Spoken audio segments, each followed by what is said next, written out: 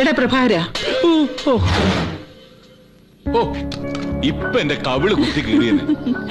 എന്റെ പ്രഭേ, നീ ആ രഞ്ജിനിയുടെ പിന്നാലെ ചുറ്റണതും കറങ്ങണതും നാട്ടുകാർ പറഞ്ഞിട്ട് വേണോ ഞാൻ അറിയാൻ?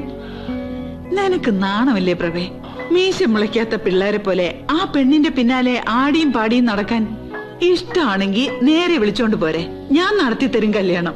എന്താ അതുപോരെ? ആഹാ, ആരായി വന്നിരിക്കുന്നേ? എനിക്ക് അത്യാവശ്യമായി പ്രഭേട്ടനോട് വ്യക്തിപരമായ ചില കാര്യങ്ങൾ പറയാനുണ്ട്. ഇപ്പൊ പ്രഭേട്ടൻ മാത്രമേ കേൾക്കാൻ പാടുള്ളൂ. അതുകൊണ്ട് അമ്മായി സോറി കേട്ടോ. പ്രഭേട്ടനൊന്ന് വന്നേ. അമ്മയ്ക്ക് എന്ത് തോന്നിക്കാണും? അമ്മായിക്ക് ഒന്നും തോന്നിക്കാണില്ല. അതിനുള്ള ഒരു സൂചന ഞാൻ ഇതുവരെ കൊടുത്തിട്ടില്ല.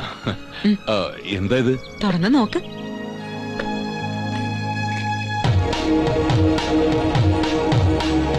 ഈ താലി എന്റെ കഴുത്തി കെട്ടാനുള്ളതാ. ഇതെടുക്കുക എന്നുള്ളത് ശരിക്കും ചെറുക്കന്റെ അവകാശമാണ്. സോറി, ഇത് പെൺകുട്ടികളുടെ ഡ്യൂട്ടി അല്ലാന്ന് അറിയാം. പക്ഷെ എപ്പോഴാ വേണ്ടി വരാന്ന് അറിയാത്തതുകൊണ്ട് മുമ്പേ ഞാൻ കരുതി വെച്ചിരുന്നതാ. എന്തായാലും തൽക്കാലം അമ്മ അറിയണ്ട. ഓക്കെ, എന്നാ ഇപ്പൊ എന്റെ കൂടെ ഒരിടം വരെ വരണം.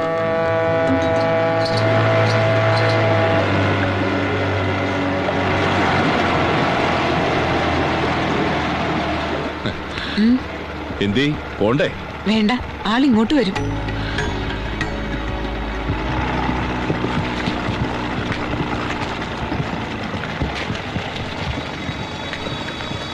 Hi Christy.